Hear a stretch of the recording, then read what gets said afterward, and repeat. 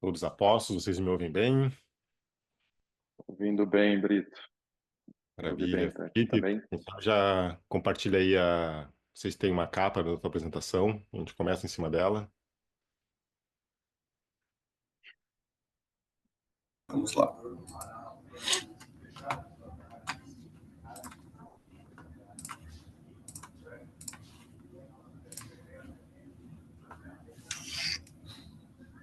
Maravilha. Bom, temos aí um bom público entrando, mas também para não atrasar quem chegou no horário, né? Como aberto aqui o nosso webinar hoje, né? Um webinar oferecido na parceria entre Process, Lecom e Uzi Minas. É um prazer ter todos vocês aqui. Meu nome é Eduardo Brito, sou diretor da iProcess. A iProcess, para quem não conhece, é uma empresa de automação de processos focada nos temas que envolvem o conceito de trabalhador digital, como robotização, inteligência artificial, BPMS, RPA, e que tem aí a Lecom como seu principal parceiro de soluções de BPM e a Uzi Minas como um cliente fundamental, né, numa jornada de hiperautomação que vem traçando aí desde 2022, né, na verdade 2022 com BPM, mas começou antes, como o Felipe vai nos contar, né? E a ideia hoje é que a gente possa, então, conhecer um pouquinho, né, a experiência, a história da Uzi Minas nessa jornada e principalmente interagir com todos vocês que estão aqui no bate-papo conosco. Então, já à medida que quiserem, né, tirar dúvidas, conversar comigo, com o Mário, com o Felipe a respeito, né, podem depois ir colocando as perguntas no chat. Queria, antes de mais nada, fazer uma breve apresentação aqui do Mário, né, o Mário, que é sócio da Lecom e Head hoje na parte de negócios e estratégia, e que está aqui com a gente também, né? Se puder se apresentar um pouquinho aí, por favor, Mário. Brito, obrigado pelo convite. É uma honra estar aqui contigo. Uma honra estar aqui com o Felipe. Felipe, meu amigo, muito bom compartilhar esse momento aí contigo, levar essa história incrível. Pessoal, é uma honra aqui representar a Lecom. Lecom é uma nacional aí de quase 30 anos, que tem como principal objetivo ter tecnologia de uma forma bem amigável para automação de processos. Essa é a nossa jornada nos últimos 30 anos aí e trazendo cada vez mais componentes, trazendo cada vez mais tecnologia, facilidade para falar dessa hiperautomação, dessa automação inteligente de processo que o Brito bem colocou. E a gente vem entregar sopas de letrinhas, de BPMS, RPA, IA e tudo mais, mas o mais importante é como que a gente ajuda a, a transformar a informação que vai caminhando de uma mão para outra. Esse é o mundo da Lecom. Então, a Lecom aí, como uma fabricante de software nacional, a gente tem a honra de ter a iProcess como um dos principais parceiros de implementação, parceiros aí que levam esse mundo de hiperautomação ao mercado. E, claro, ter a Uzi Minas aí, toda essa jornada que vai ser muito bem apresentada pelo Felipe, é uma honra aqui para nós estar aqui representando a Lecom.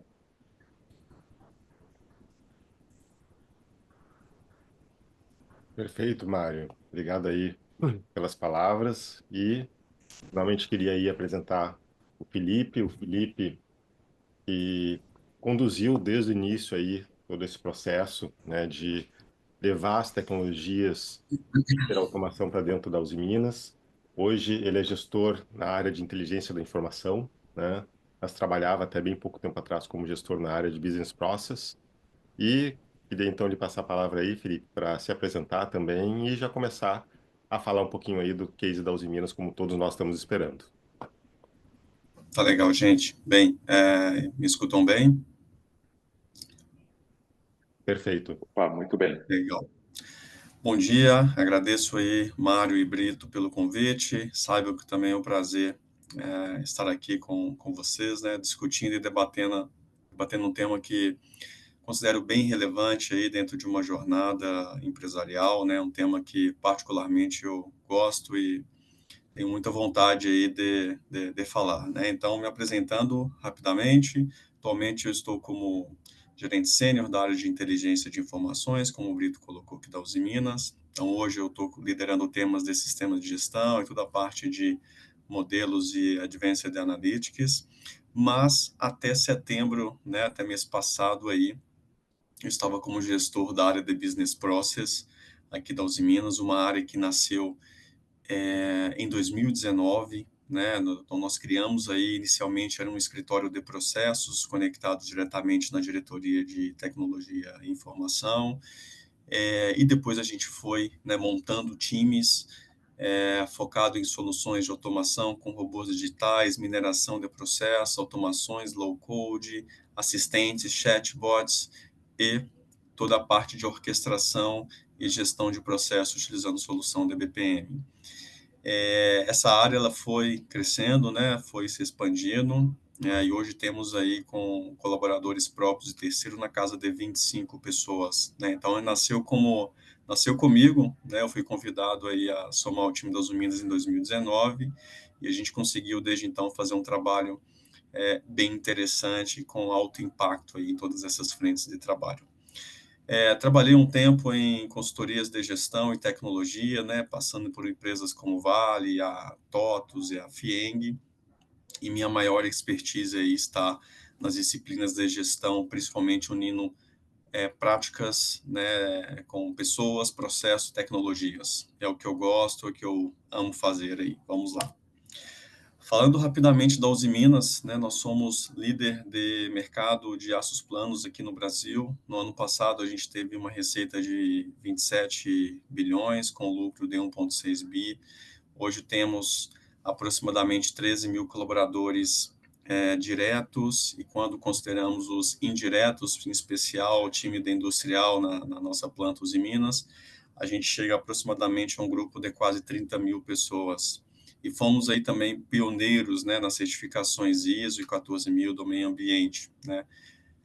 Para quem não conhece também, a Uzi Minas até 1991 era uma empresa estatal, então com esse novo cenário agora, né, depois de mais de 30 anos, a gente já teve muitos choques de gestão que foram necessários para que a empresa pudesse cada vez mais se conectar com o mercado e fazer a diferença na vida das pessoas.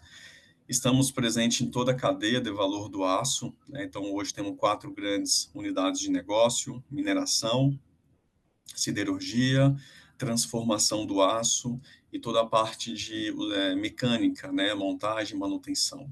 Essas empresas elas compõem aí o Grupo Uzi Minas, né? A mineração foi uma joint venture que fizemos junto com o Grupo Nippon Steel, grupo japonês, há mais ou menos 10 anos atrás, e hoje ela tem uma representatividade muito muito grande, né, nos nossos negócios, na nossa receita também. E, avançando, estamos aí com essa localização, né? Então, a nossa principal planta de siderurgia ela fica em Ipatinga e Cubatão, mas temos aí no Nordeste, no Sul também, na região Centro-Oeste, e várias plantas das soluções Uzi Minas, atendendo aí principalmente as montadoras, né? Praticamente todas as montadoras aí são grandes clientes da Uzi Minas, e alguma delas com atendimento e exclusividade no fornecimento de produtos.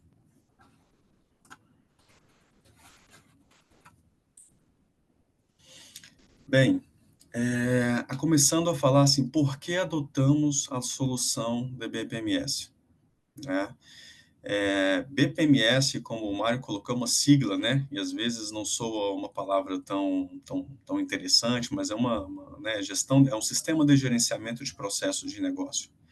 O grande problema que a Uzi Minas, e acredito que boa parte das empresas tem, é que todas essas estruturas, né, as estruturas tradicionais, elas são orientadas por áreas, né? Então, nós temos aqui várias áreas dentro da empresa com vários sistemas, né? Então, eu tenho uma área de marketing comercial que utiliza um CRM, que utiliza um SAP.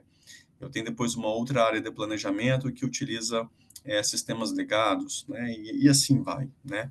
O grande desafio é que existe um espaço entre essas áreas, né? E esse espaço entre essas áreas é onde acontecem os principais problemas de comunicação e a perda de visibilidade do processo.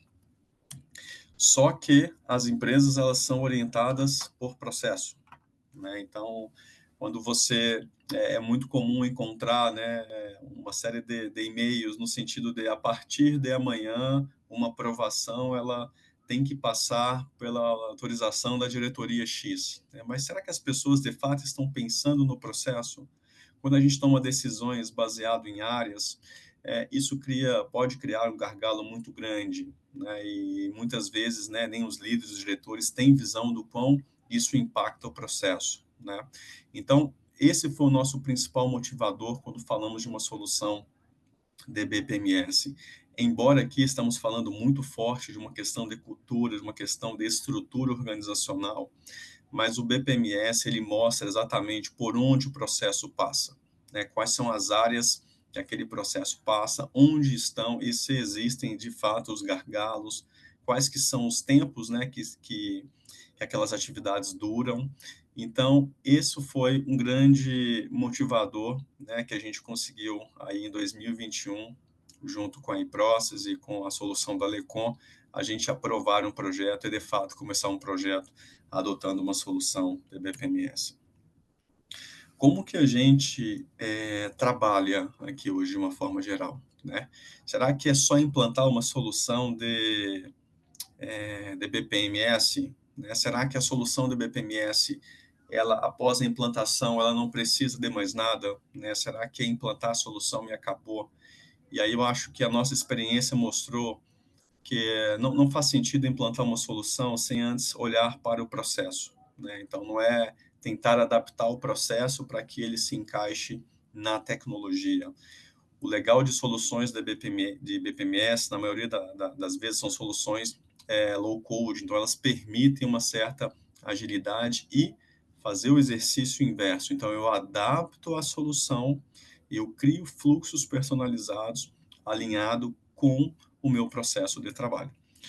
Então, hoje, são 3 grandes fases. A primeira fase que a gente trabalha é uma fase de assessment e qualificação. Todo projeto hoje, né, de BPMS, ele requer uma avaliação de uma equipe específica que avalia volume de trabalho, benefício, desafios e até mesmo entende quais são as dificuldades de se cumprir os objetivos de desempenho. Depois dessa avaliação, a gente tem o quê? Um range de o quão prioritário é aquela ideia, quão prioritário foi aquele projeto. E aí a gente vai para a parte de implementação. Implementamos essa ideia, todas as nossas frentes aqui, nós temos uma frente, nós trabalhamos, né, com robôs, com chatbots, com soluções de BPM, a gente tem uma fase de monitoramento. Aqui também tem um grande desafio, né? Não faz sentido a gente implementar e deixar rolar, né? Então é muito importante você monitorar, saber a satisfação. Um trabalho interessante que a gente faz aqui é identificar se a solução está trazendo o objetivo esperado. Se o usuário, né, aquele processo que foi colocado na plataforma, se aquele processo ele tinha uma previsão de que ele seria executado 10 vezes por dia ou 100 vezes por mês, por exemplo, né, que antes era feito por e-mail, que era feito de alguma outra forma, a gente começa a monitorar de fato quantas instâncias estão sendo executadas. Porque através da execução dessa instância, a gente consegue monitorar a utilização e, consequentemente, abraçar os ganhos que foram colocados ali. E não só isso, né? Monitorar também para a gente poder retroalimentar e colocar melhorias no produto. Processos implementados sem melhoria, ele morrem, né? As pessoas vão deixando de usar porque o cenário é dinâmico e, de fato, o produto precisa ser evoluído. Dando um zoom nessas 3 fases, a ideia não é entrar em detalhe, mas só para vocês verem aqui assim, um pouco do cenário que a gente vem trabalhando, né? E chegamos hoje nessa versão final dessas subfases que nós temos aí, né? Então, quando falamos de assessment de qualificação, nós estamos falando de identificar quais são as ideias, entender quais são os processos, mensurar os impactos, depois ter todo um trabalho de volumetria, né, que é o que a gente chama de assessment especificamente, depois de qualificação. Então, a gente questiona qual que é o custo desse processo, quantas pessoas são envolvidas versus o tempo, versus o custo dessas pessoas. Com base nessa informação, a gente considera que processos mais mais caro para a empresa, eles têm ali um critério de priorização específico, né? Processos que envolvem alto volume de trabalho, processos que envolvem profissionais mais especializados, que muitas vezes deveriam estar dedicando tempo para fazer tarefas estratégicas, mas estão ali fazendo tarefas operacionais, manuais, né, de controles necessários. Então, tudo isso pesa nesta fase. E aí a gente entra na fase de implementação, que tem todo um trabalho de modelagem do processo e especificação. Aqui vai muito além de um trabalho de analista de requisito, né? Assim, a gente tem, de fato, na nossa equipe, analistas de processo, não analista de requisito. O analista de requisito, ele ia conversar com a área de negócio e entender a necessidade e escrever o que ia ser feito. O analista de processo, ele tem como papel questionar aquele processo. Ele tem como papel entender se de fato aquele processo vai aportar valor para a empresa, se de fato aquele processo está preparado para a implementação.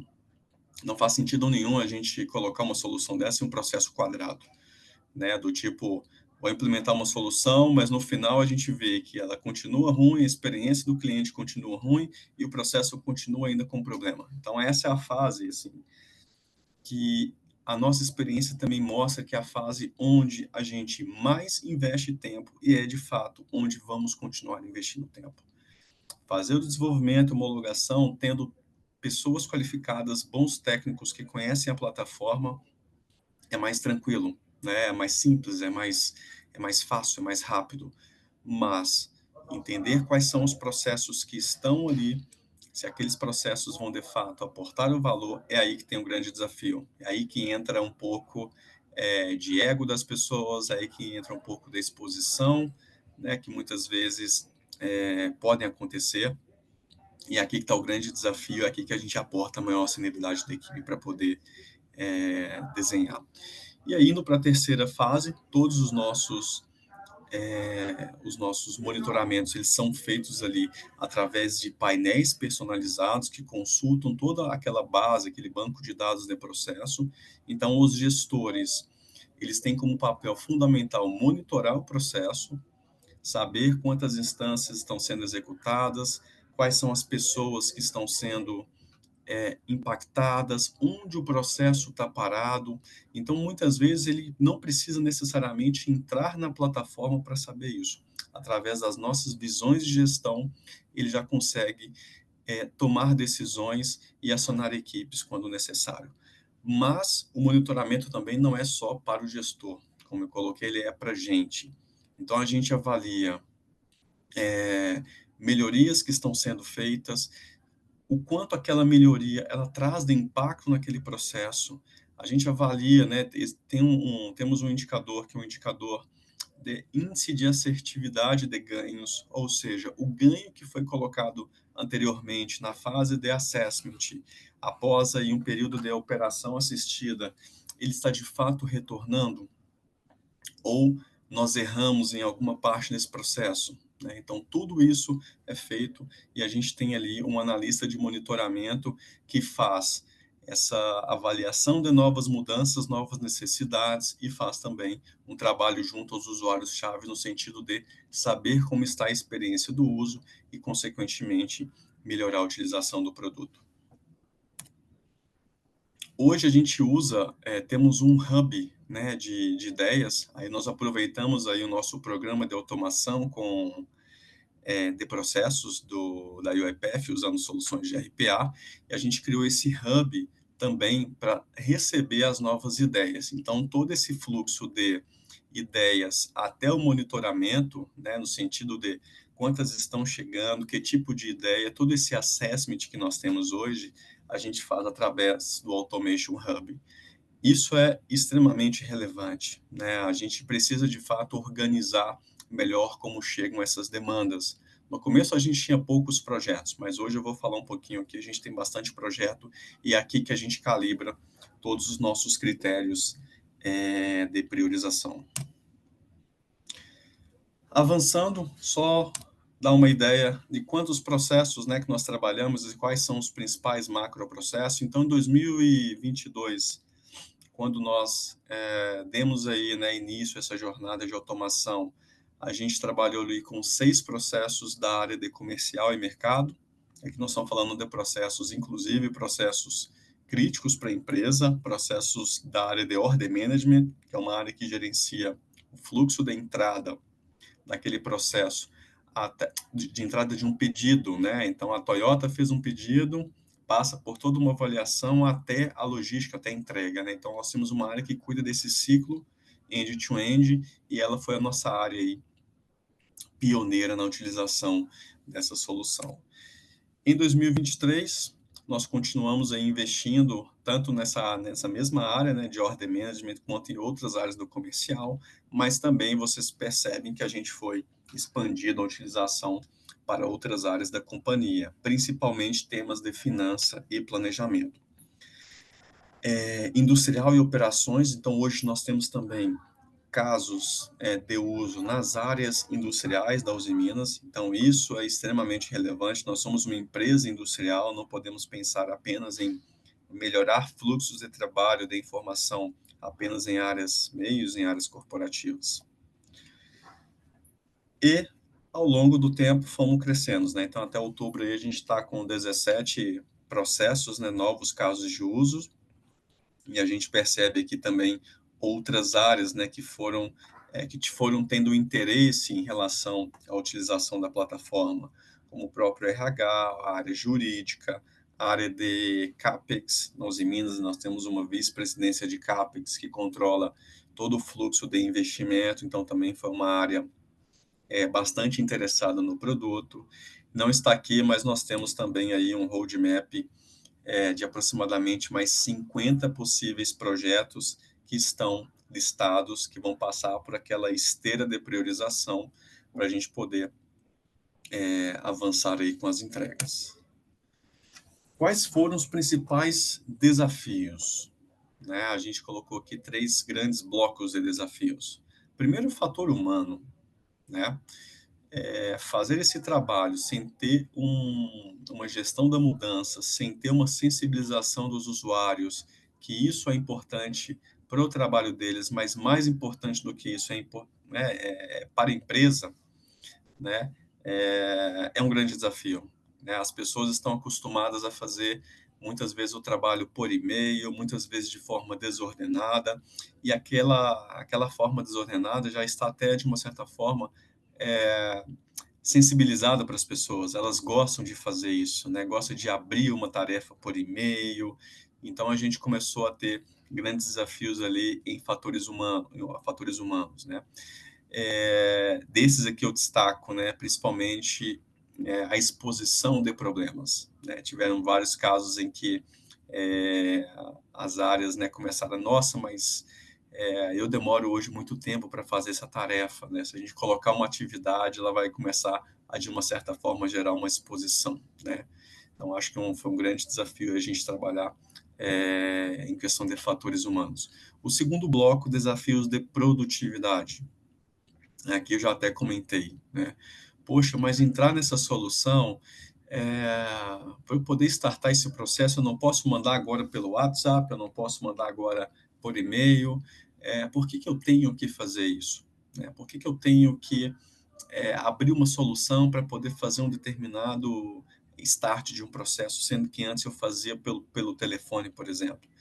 Isso está muito atrelado ao segundo slide dessa apresentação, quando eu falo da estrutura. Né? As áreas muitas vezes não pensam no processo como um todo, elas pensam nos desafios da sua área. E aí, para aquela área específica, simplesmente abrir um e-mail, mandar um e-mail ou, de certa forma, ligar, mandar uma mensagem no Microsoft Teams é mais fácil. Mas ela não entende que isso gera um impacto e que aquele e-mail ele pode muitas vezes ficar perdido e a gente deixar de atender uma necessidade estratégica de um cliente, por exemplo. E desafios organizacionais. Né? Nós temos vários desafios. Aqui tivemos vários desafios, principalmente aí no segundo item, que é o foco excessivo nas exceções. né? O mindset ágil, gente, ele tem que ser implementado, né? A gente nunca vai entrar com um processo perfeito, uma versão perfeita. O processo já vai nascer com todas as particularidades. Isso não acontece. E esse é o grande também desafio de que os usuários, as áreas precisam entender isso, de que toda evolução ela precisa ser feita de forma gradual. E a melhor forma de se conseguir feedback, a melhor forma de evoluir um produto é através de feedback. Então, tem que colocar em produção, tem que sentir feedback e, consequentemente, retroalimentar, né? Então, focar na exceção, focar em pequenos detalhes, isso às vezes toma muito tempo, impacta aí, às vezes, a gente deixar de entrar com uma solução que já poderia estar sendo usada, mas que não foi colocada em função de uma série de exceções que são colocadas. E quais são os fatores chaves aí que nós, desses 3 anos aí da jornada, a gente também gostaria de compartilhar com vocês? Primeiro, todo projeto precisa de ter um sponsor. Não só o projeto de BPMS, qualquer projeto, né, gente? Todo projeto a gente tem que ter um apoio de liderança. E aí, quando eu falo de um sponsor, não é um sponsor que vai ficar ali dentro da apresentação do PowerPoint, ponto, né? De fato, a gente precisa de ter um sponsor atuante, que vai mediar conflitos, que vai dar direcionamentos e que vai principalmente fazer com que as coisas atuem de uma forma com sinergia, né?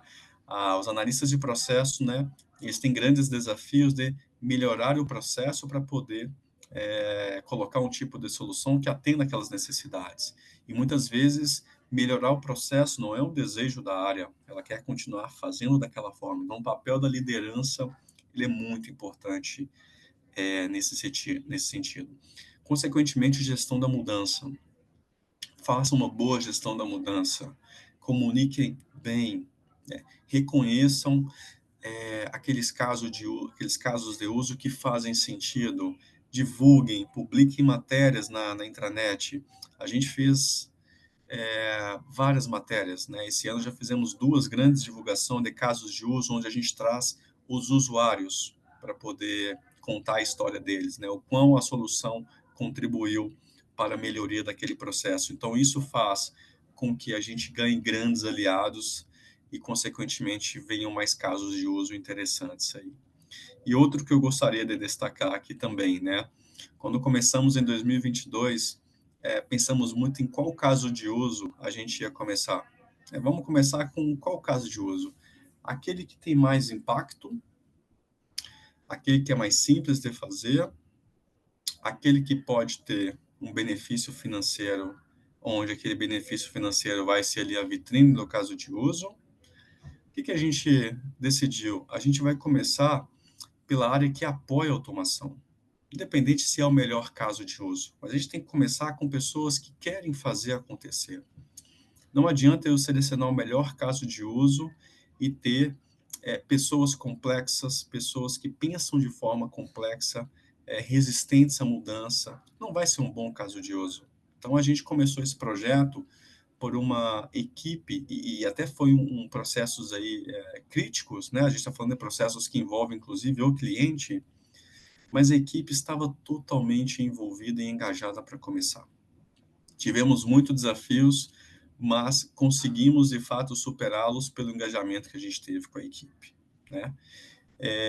E, por fim, né, a gente tem aí apresentar claramente os ganhos com automação, né? O fator-chave desse projeto também foi a gente divulgar os casos de uso, trazer pessoas da área. Muitas vezes a gente tinha ali assistentes, analistas que apoiaram diretamente o caso de uso e a gente colocou essas pessoas para poder apresentar para um vice-presidente nas nossas reuniões estratégicas aqui, né? Então, isso gera um impacto, né? Gera impacto nas pessoas, isso gera impacto na nossa estrutura e aí todos saem ganhando, né? Bem, pessoal, era aí agradeço aí pela atenção de todos. Fica aqui o meu contato no LinkedIn, né? Se quiserem me adicionar, compartilhar ideias, né? Trocar casos de uso, enfim, estou à disposição. E aí, Eu devolvo a palavra aí para o time Process e Lecom para a gente poder ver quais são as perguntas que vocês têm aí. Obrigado, gente.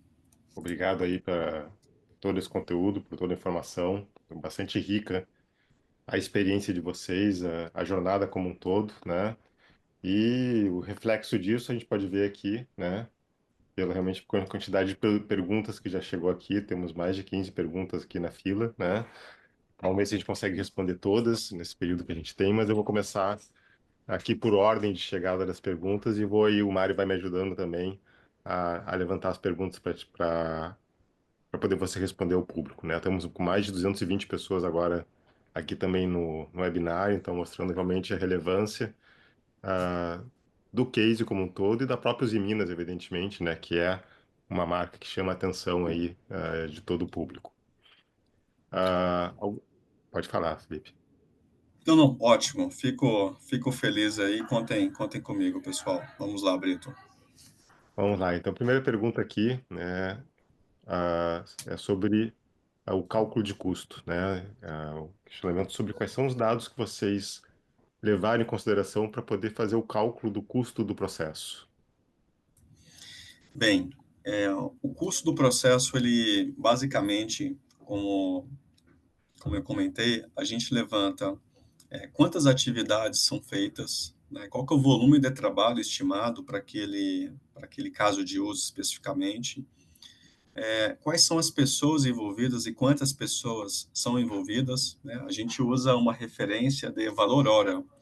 Então, o valor hora de um profissional analista é diferente do valor hora de um especialista. Então, com base nessas referências de valor hora de profissionais versus o volume de trabalho, a quantidade de recursos que são envolvidos, né? E a gente fez esse estudo para todo o processo, né? Então, eu tenho processos que começam na área comercial, vão para uma área de planejamento, depois vai para uma área de controle de qualidade.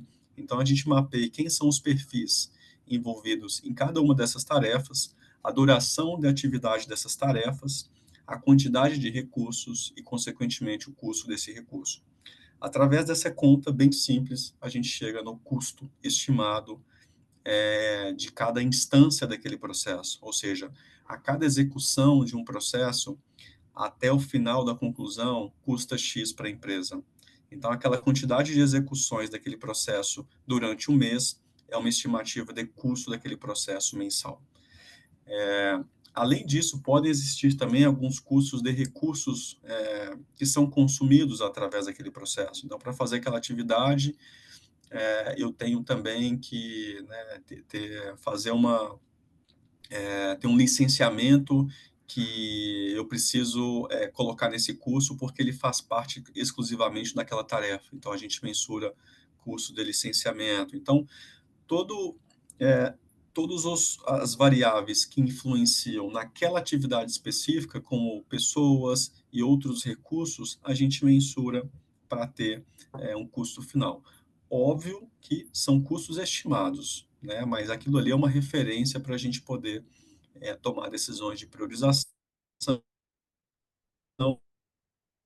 e saber, por exemplo, se eu tiro depois uma tarefa, né, eu consigo eliminar uma tarefa daquele processo, colocando uma automação, por exemplo, a gente sabe que aquele custo do processo final vai ser diferente e a gente consegue comprovar o ganho dele. Então, basicamente, é essa a forma como a gente fez aqui.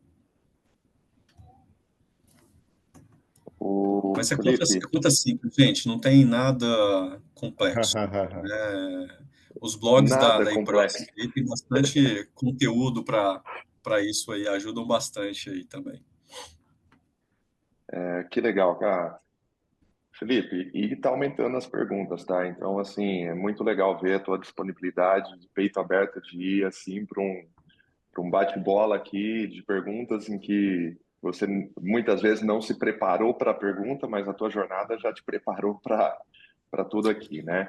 Uma segunda pergunta, ela vem muito na linha da primeira, que é qual processo mais teve retorno financeiro da empresa? E se você puder abrir ali mais ou menos o valor economizado. Bem, assim, não posso entrar muito em detalhes, né, por uma questão de alinhamento que eu fiz aqui com o Sim, nosso time de segurança e comunicação, tá, pessoal? Enfim, quanto que cada processo economizou, mas o que que eu coloco aqui é que processos que impactam o cliente, né? Então a gente tem processos da área de order management, tem processos de vendas. Esses processos são aqueles que mais aportam valor para a gente, né? Porque são processos em que antes, se eu não desse uma atenção, se eu deixo às vezes de olhar um pedido crítico, né? Eu tenho, por exemplo, uma montadora e que ela está fazendo um determinado pedido crítico para os Minas. Se a gente não olha aquilo, a gente perde muitas vezes a oportunidade de venda, né? Então, a gestão bem feita, ela elimina, né, essa, essa falha no processo, de muitas vezes a falta de transparência e de visibilidade faça com que a gente perca negócio ou com que a gente deixe de atender uma demanda crítica, né? Então, esses processos foram os processos que mais trouxeram aí valor é, para a empresa, tá? Então, é mais nessa linha. Processos que impactam o cliente, processos que consomem muitos recursos. Esse a gente colocou um olhar bem específico, aprofundado, e são esses os processos que a gente mensura que conseguimos trazer mais valor aí. legal. Legal, Felipe. Tem uma terceira pergunta, coincidentemente, eu acho que está dentro desse mesmo universo aí que a gente está falando de custo, de retorno financeiro, que é a respeito dos indicadores, né? O Gabriel questiona de onde que vocês buscam, né, e coletam as informações para manter um painel de indicadores. Bem, Gabriel, fazemos isso com a própria base do Lecom, né? Então, hoje existe ali um painel, né, do Lecom que traz ali todas essas informações do processo, e através dessas informações do processo, a gente praticamente online, né? Essas informações vão alimentando o nosso Power BI. Então, vou dar um exemplo. Nos últimos 15 minutos, nós tivemos ali 100 solicitações que foram feitas através do Lecom. Essas 100 solicitações foram distribuídas em 15 processos, por exemplo. E essas solicitações estão em determinados status, já passaram por várias áreas. Então, a comunicação é feita através desse banco, né, que a Lecom disponibiliza, que a gente consome nos nossos indicadores. Então, toda a coleta de indicadores ela é feita como um resultado do processo. Então, o processo foi executado, ele gera um dado, aquele dado a gente joga, já está tudo parametrizado, a gente joga dentro da nossa base, e é uma atualização ali, mais ou menos, a cada 15 minutos ou 30 minutos, se não me engano, que tanto o gestor quanto a nossa área, a gente consegue ter acesso às informações. É um dos grandes... foi um grande desafio, tá?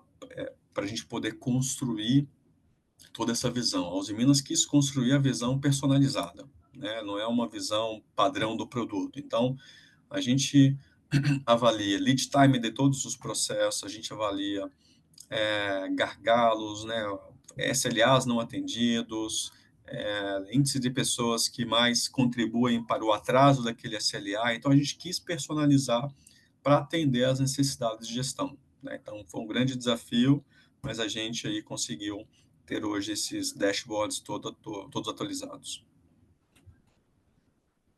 O Felipe, literalmente vocês montaram um Lego ali para fazer toda essa parte de gestão de informações, né? Tá muito sob medida para o case, é muito interessante ver. Felipe, vamos colocar fogo um pouquinho na discussão aqui, vamos para assuntos mais polêmicos, então. É, aqui tem uma pergunta assim: por que houve a escolha de um low code, sendo que muitas vezes um código aberto, como um Python, que fica com domínio do desenvolvedor, não pode ser mais interessante e vocês não teriam nem licenciamento, algo dessa linha? Porque essa escolha de ferramentas low code e não código aberto, que teoricamente ficaria mais barato quando você pensa em licenciamento?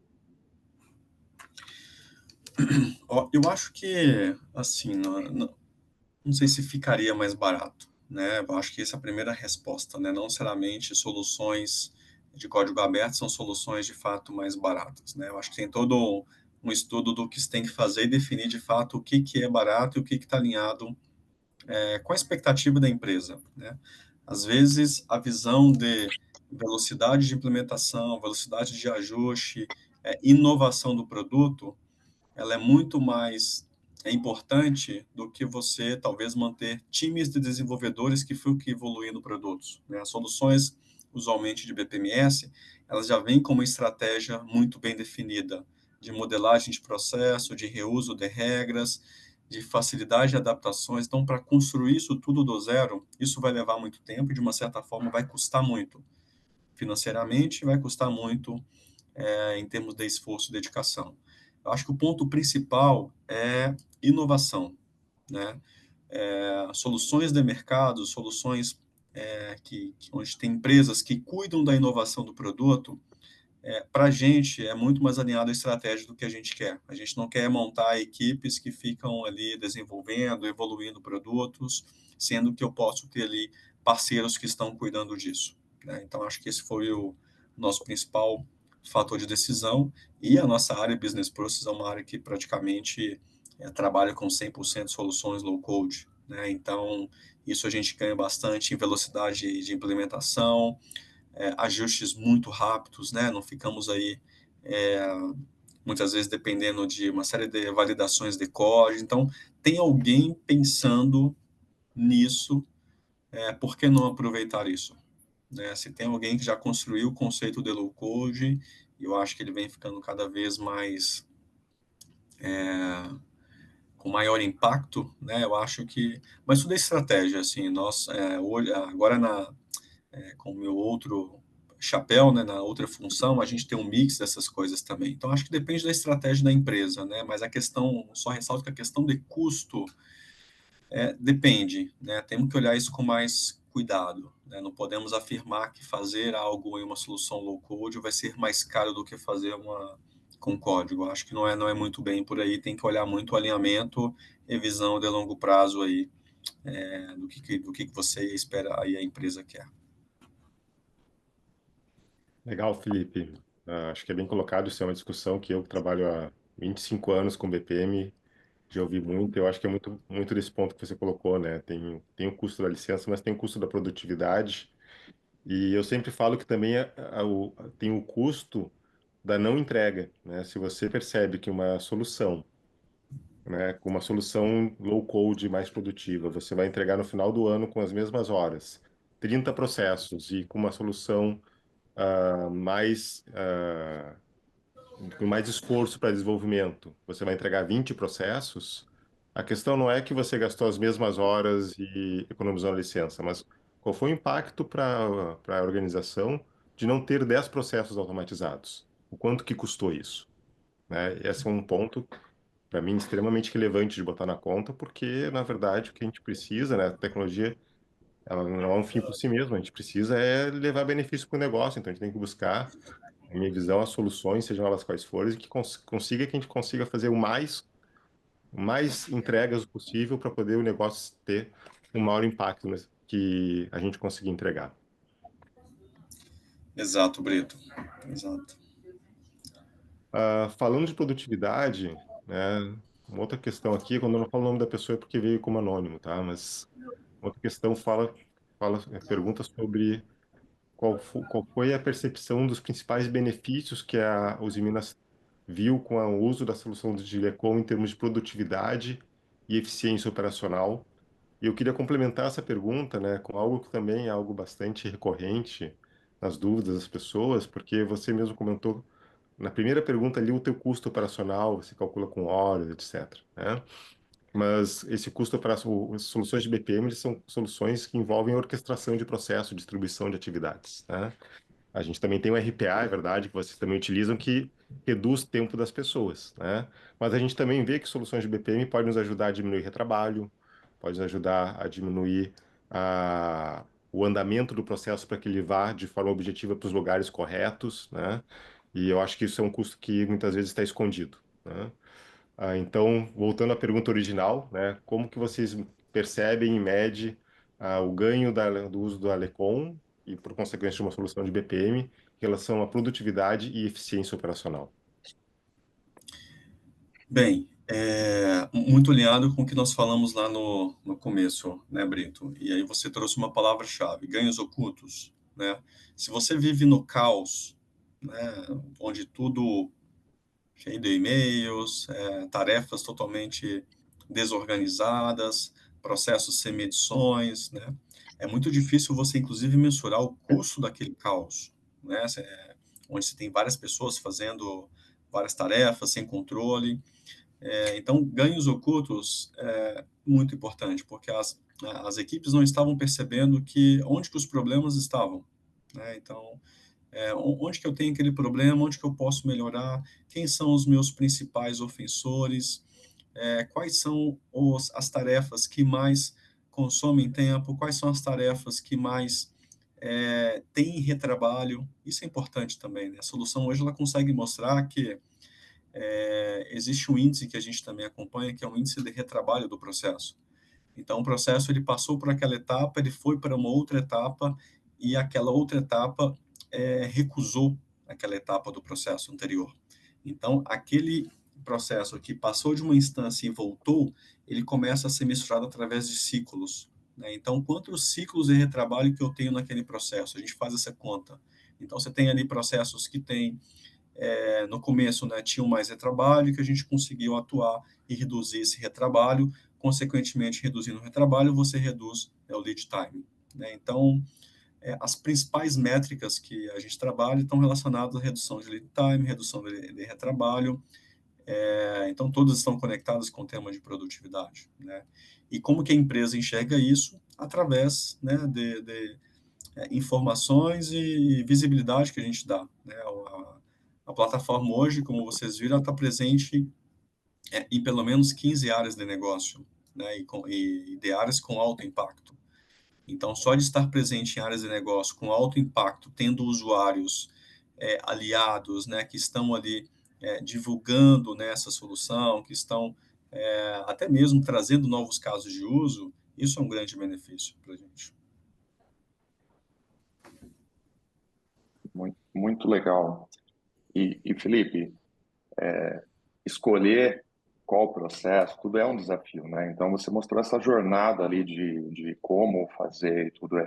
Eu acho que é o principal ponto em que vocês não, quando eu olho o projeto, vocês não estão num barquinho à deriva, o que surgir automatiza. Não, vocês estão realmente pensando, montando a estratégia. É muito legal, né? Tem várias perguntas aqui, pessoal, que já foram respondidas ao longo das outras respostas e também da apresentação. Então, eu vou tentar passar até para otimizar aqui. Tem uma pergunta, Felipe, que está assim: algum processo que vocês utilizam na Usiminas também inclui estratégias para melhorar a sustentabilidade? Como ele impacta a redução de desperdício na ponta? Vocês têm algo nessa linha, olhando a automação? Bem, ainda temos um caminho a evoluir nesse sentido, tá, Mário?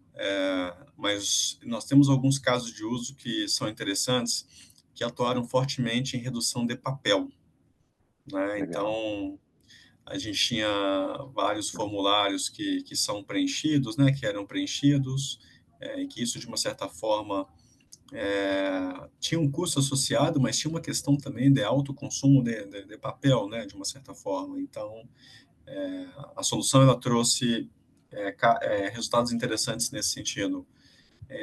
Mas ainda esse tema é um tema que a gente ainda tem muito para avançar, porque eu acho que assim, a maioria das empresas, né, está trabalhando muito nesse novo conceito agora de ESG. A gente está fechando algumas iniciativas com a nossa área de sustentabilidade, né, como que essa solução ela pode de fato não só olhar a produtividade, mas como é que a gente pode levar isso também para o nosso, os nossos, né, stakeholders envolvidos. Então, temos um trabalho ainda para evoluir, mas já fizemos alguns casos de uso aí.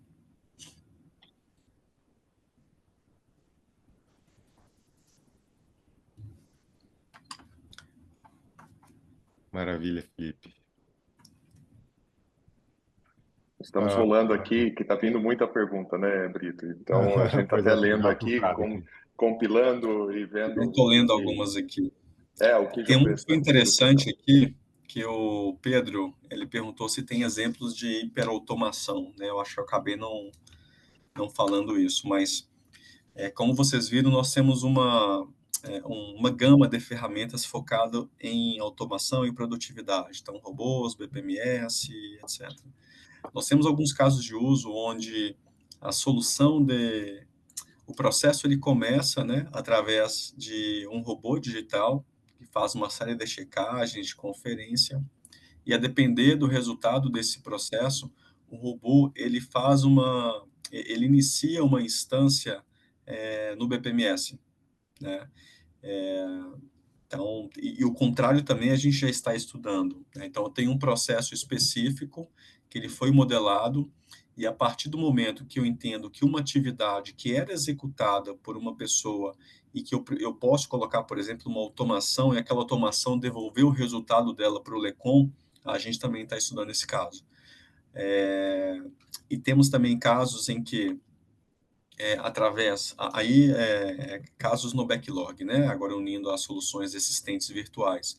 Através dos assistentes virtuais, a gente também vai disparar algumas execuções via RPAs, via robôs, e também algumas aberturas de processos, né? Então, o assistente digital, ele pode, por exemplo, eu quero abrir um processo de treinamento, né? Então, naquele momento, o assistente pode fazer um start, né, abrir uma instância de solicitação de treinamento que está hoje dentro do LECOM. Então, isso facilita acesso à informação. Ele não precisa ter o aplicativo específico, ele não precisa acessar a tela específica, o próprio assistente pode instanciar processos de trabalho. Então, temos alguns poucos casos de uso, mas já estamos estudando vários outros aí, unindo BPM, BPMS, LECOM, RPAs e assistentes virtuais. Perfeito, Felipe. Eu estou tentando aqui também, estar nos últimos minutos aqui, né, compilar umas dúvidas comuns, né? Ah, duas ou três aqui, você comentou, mas você vai comentar de novo, né? Questionam quantas pessoas hoje existem na área de automação e que trabalham com você, né? Ah, algumas também perguntam sobre como que foi a integração do LECOM com os sistemas da Uzi Minas. Boa. Primeiro na equipe como um todo, considerando todo esse universo de tecnologias, nós temos em torno de 20 a 25 pessoas. Às vezes a gente coloca mais pessoas em função de mais projetos, mas está mais ou menos aqui nessa faixa. São 5 pessoas, Uzi Minas, e o restante parceiros e prestadores de serviços alocados aqui. E a segunda que você trouxe, Bito, como que a gente faz a integração com sistemas? Hoje a gente tem integração com SAP e com bancos replicados. Basicamente, são essas que eu me lembro. Como é que a gente faz a integração de SAP com SAP através de APIs? Então, a API, eu preciso ter acesso a alguma informação do SAP, por exemplo, eu faço no LECOM uma execução de um trabalho e, a partir daquele momento, aquela execução do trabalho vai lá no SAP e faz o processamento. Isso através das APIs. Então, deixa eu pegar um exemplo. Eu vou suspender uma ordem de venda de um cliente. Suspendo essa ordem de venda do cliente no LECOM, a partir do momento... Então, toda a parte de regra, a parte de critério de suspensão, de avaliação de suspensão, está no LECOM. Mas essa informação, ela é processada, ela impacta em receita, impacta em lead time de entrega, então ela precisa estar no SAP, lá no módulo de vendas, né? Então, o LECOM, ele vai lá no SAP e faz essa integração. E a integração de consulta, na maioria das vezes, a gente tem bancos replicados que têm dados do SAP em tempo real. Então, eu quero, por exemplo, consultar um crédito de um cliente. Eu coloco o código do cliente e automaticamente já traz para mim qual que é o crédito dele atual. Isso fazendo consulta através de banco de dados. Então, basicamente, para a gente poder consultar dados, a gente consulta dados através de bases de dados replicadas do SAP ou de outros sistemas. Mas, para a gente poder integrar, aí a gente comunica com o sistema de origem, seja o SAP ou seja qualquer outro sistema. Perfeito. Felipe, nessa reta final, tem algumas perguntas aqui compilando. Você falou até, eu até anotei aqui, foco excessivo nas piores exceções, né? Vocês trabalharam muito forte isso. E eu queria colocar duas perguntas aqui em uma, tá? Como vocês vencem o medo das áreas de negócio em demonstrar que processos precisam ser melhorados, né? Automatizados no início, e depois como que vocês vencem esse medo de melhorar esse processo? O que vocês fazem na jornada de revisitar um processo, muitas vezes, que já está automatizado? Como que vocês vencem esse medo, ou se não há medo da área de negócio hoje dentro da Usiminas?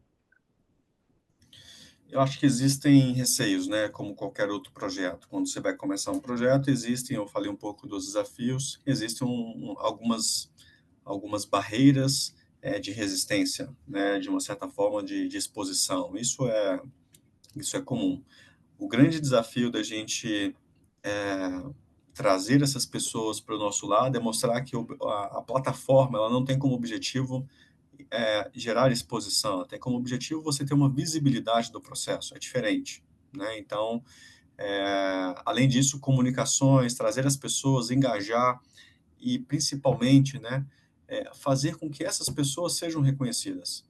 Né? Imagina você que está ali no seu cantinho fazendo aquela tarefa, de repente você está numa reunião de vice-presidência, colocando um caso de uso que você trouxe, que você fez parte e que deu resultado. Então, isso aí é o que aumenta o engajamento. Né? Isso aí é o que faz com que os outros colegas e outros casos de uso surjam e com menos resistência. E, além disso, essa frente específica de monitoração.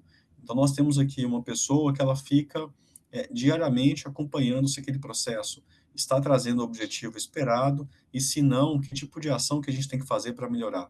Né? Então, tudo isso é através dos indicadores que nós já temos mensurado e isso é muito importante, porque a gente estava com processos que começou com uma utilização muito grande e depois as equipes, né, o negócio foi mudando, o processo foi mudando e a gente começou a perceber uma baixa adesão. Por que aquele processo estava sendo muito usado e ele parou de ser usado ou está sendo pouco utilizado agora? Porque existia uma série de adaptações e mudanças que as equipes acabaram não passando para a gente, eles preferiram fazer através de outros meios. Então, se a gente não tivesse ali olhando e monitorando isso, a gente ia deixar de continuar, a gente ia deixar de provar o valor para a empresa, né? A gente ia perder um caso de uso por não acompanhar a evolução que o processo requer. Então, são os três principais casos aí, né? As três principais frentes que a gente trabalha, Mário. Perfeito. Maravilha, Felipe.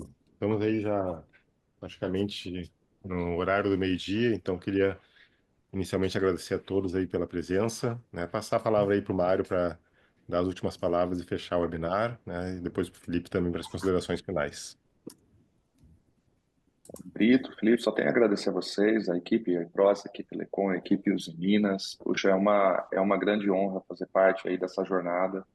Felipe, desde o início ali acompanhando, né, esse case e é muito orgulho assim para nós fazer parte dessa transformação digital como um todo, fazer parte como parceiros, você e toda a equipe e os meninos só tenho a agradecer pela parceria. Eu acho que a palavra que a gente tem aqui dentro de casa é a parceria, né, e toda essa maestria da iPros tocando. Só tenho a agradecer. Brito, obrigado pelo convite, por toda essa mediação aqui e a oportunidade de estar com você.